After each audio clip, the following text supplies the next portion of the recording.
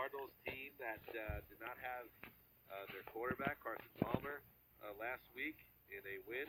Now they get Carson Palmer back, who is he is out of the concussion protocol, correct? That's correct. Right. So he will be back in action. We want to see how he looks. Now, great matchup for the entire Cardinals passing attack because the Jets have one of the worst secondaries in football, as it's turned out. And we still don't know if Darrelle Revis is playing this week as of this taping. There's a very good chance they will be without him again.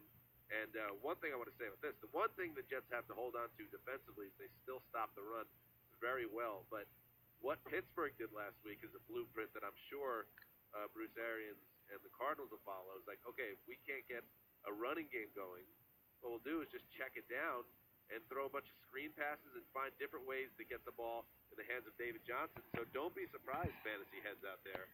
If your running back, if you have David Johnson, has between 80 and 100 yards receiving in this game, because they're gonna, once the ball gets to these running backs, the Jets just don't have the personnel to stop these guys before they pick up 5 to 20 yards.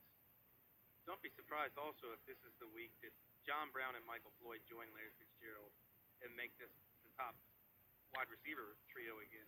Because, like you said, the Jets they hemorrhage big plays in the secondary. That's John Brown's forte, getting deep. And Michael Floyd is a big play receiver when he's right. He hasn't been right this year, whether it's mentally or physically or whatever. He hasn't been right. 48 dropbacks for Roethlisberger, 1 QB hit by the Jets last week. So that's the problem. The Cardinals have not been able to deal with pressure. I think this is a game where you see Todd Bowles, who's been a little cautious this year because his secondary is bad.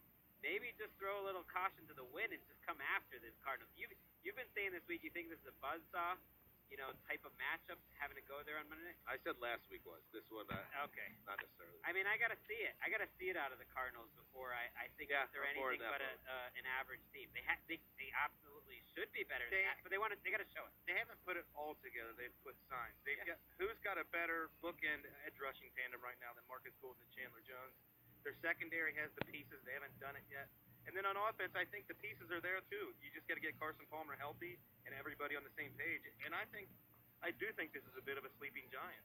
The pieces are there for the Cardinals. It might be. If they ever lost this game, I would wonder what happens to them. I think it might be over because you've got Seattle next week if you're the Cardinals. You got to go to Carolina, not a great team, but that's a tough matchup for the Cardinals the way in their current state. Then after the bye, 2 weeks later, you got the Vikings. You got a rough stretch. This is cool. We're going to find out what the Cardinals are. And on the Jets side, the loss of Eric Decker, he got sent to IR. He's having shoulder surgery, and he's probably done for the year.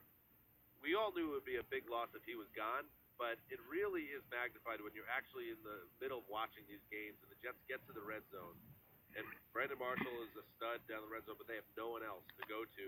And Decker, that was his specialty. He was a lock for them last year for, 75 and a touch almost every week. And they simply don't have the bodies. I know people got excited about Quincy Enunwa earlier in their season, as did I, but he has not been able to pick up the slack, and they don't have much behind him. So a huge loss of Eric Decker. I mean, this is just a bad situation for the Jets. I think it will be competitive, though. I just get a feeling this game goes into the fourth quarter, and it's a tight game, but I can't say that I see the Jets coming out of it. There are people out there now picking on the way the Jets have been put together and built, that they're old, that they've got this defensive line, this stashed defensive lineman, but outside of it, they're an aging team with a lot of stopgap type players. And if you look at it, it's not a crazy thing to say. Does it concern you that maybe the whole GM group on down is going to have to take a step back and rebuild this team big time? You got old players in this I think it comes down to this, for me, is the Revis situation with him. I think that